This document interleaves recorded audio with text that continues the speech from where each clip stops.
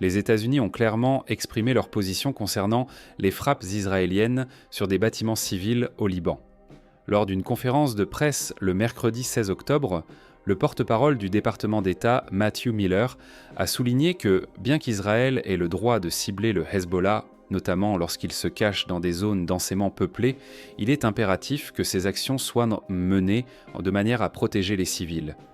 Miller a fait référence à une frappe aérienne israélienne récente qui a touché le siège de la municipalité à Nabattié, entraînant la mort de 16 personnes, y compris celle du maire. Bien qu'il ait précisé qu'il ne pouvait pas commenter cette attaque en particulier, il a réitéré la position des États-Unis selon laquelle la destruction de bâtiments civils doit être évitée autant que possible.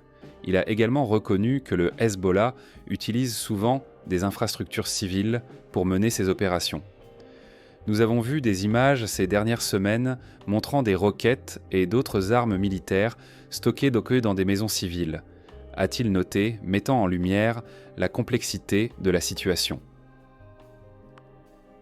Malgré la nécessité d'Israël de répondre à des menaces légitimes, Miller a insisté sur le fait que ces opérations militaires doivent être effectuées avec une vigilance accrue pour préserver la vie et le bien-être des civils, ainsi que pour protéger les infrastructures essentielles.